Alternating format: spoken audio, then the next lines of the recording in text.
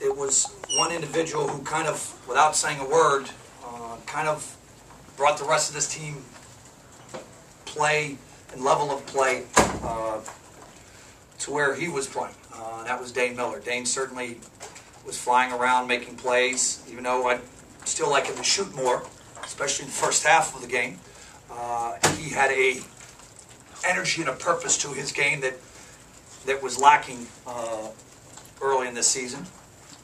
And the other thing that I thought we did better, this team has trust issues. They don't belief issues. They're so young. Sometimes they don't believe especially when they get down about what's being, whether it's a set play, whether the offense, whether it's the formula, defensive formula, and they stuck with it tonight. They stuck with it. So I see small steps of improvement. Mike, when Dane plays like that on both ends, especially the defensive end, how much does it lift everybody else? Again, you saw it. Our guys, there were smiles on their faces. They were having fun playing basketball. And that's the energy that, and it's funny, David Cox said it the other day. We were watching film of some early games to try to get them feel-good moment. And all of a sudden you see Dane for a 2-minute stretch, just completely dominate the game.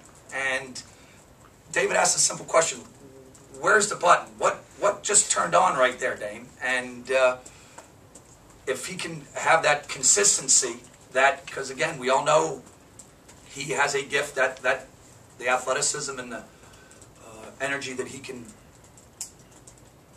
puts a stamp on a game if he plays like that.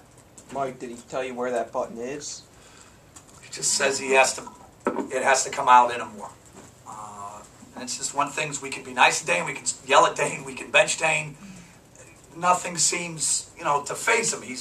But this has to come within. And then you guys can ask him, because it's still a mystery to me, to be honest with you. Does playing the 4 help him bring out some of those attributes?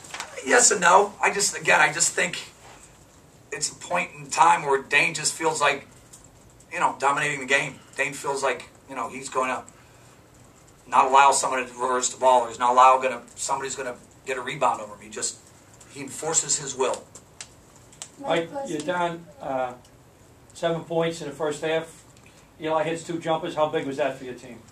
It's funny, Coach. When you score the basketball, when it actually goes in, it's a lot easier for a game. And the guys stop getting so tight, and all of a sudden the offense moves crisper. So we have the capability of somebody, and I think all 3 of them, to be honest with you, it's just they're lacking that consistency. And Eli tonight, certainly, I ran him off more staggers. He was feeling it. The team, kind of when we were in the huddle, they were telling me what offense to run. Let's go this for Eli. Let's go that for Eli. And you like to see that. You like to see guys looking out for one another. Last week you said you weren't connecting with the team. What did you do? Oh, we connected this weekend, believe me. What did you do differently? No,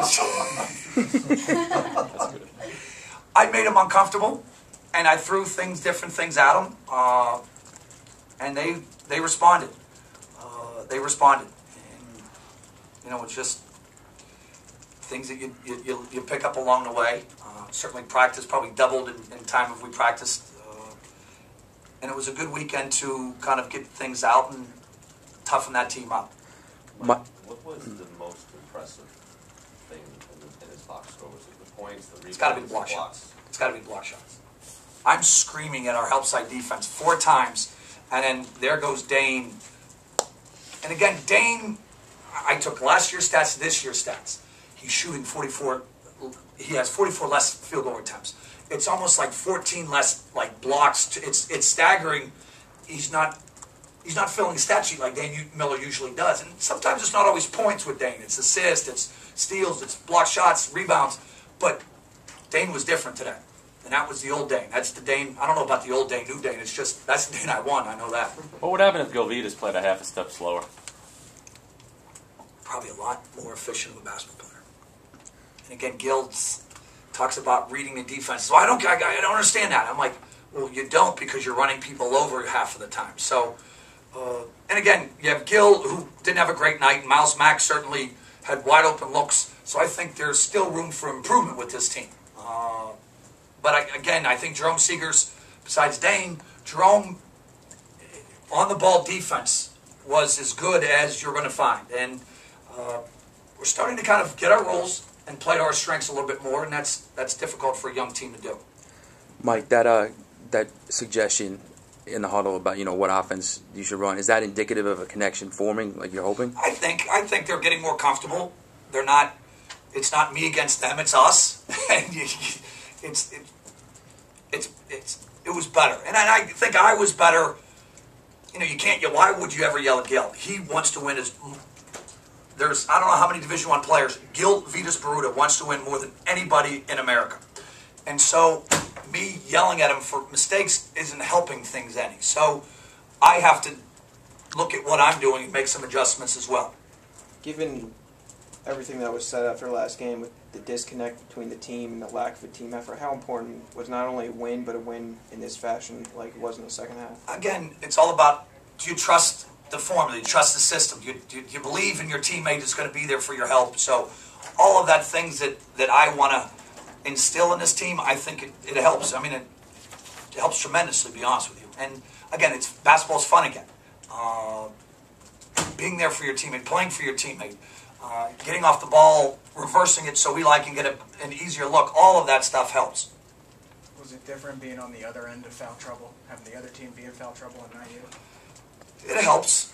But again, you had Austin Johnson certainly. But yeah, I thought we were in attack mode, and we're always. That's what that's what I want my teams to do. I want my teams aggressive. I want them to dictate on both ends, and they certainly did that.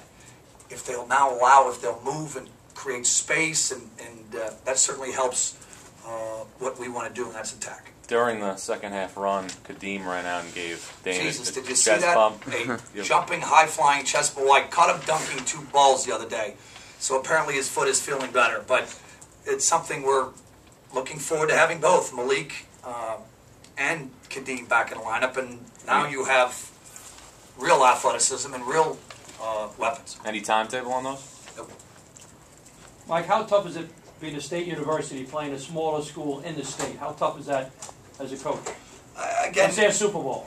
You're right, but where we are right now, every game is a Super Bowl. Every game means so much because we lost our last 2 games. So we were, I think after this weekend, after what they went through in practice, they were excited to kind of get that taste out of their mouth. And King, again, he's rebuilding. He's doing.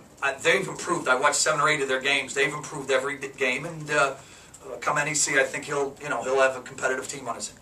Mike, I know David pointed out a lot of the stuff that Dane was doing in those good games. How much of this weekend was focused on him?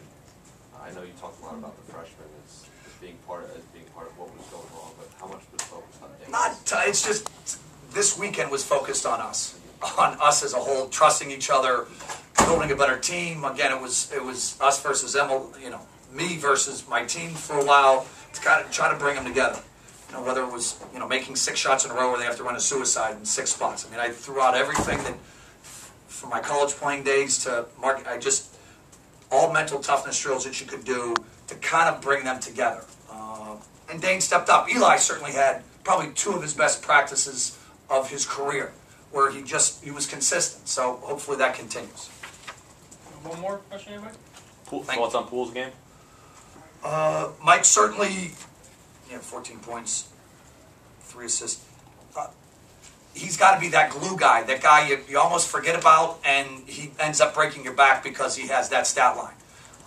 He certainly doesn't get a lot of plays run for him, but he was in attack mode when he's, again, focused on not trying to do too much.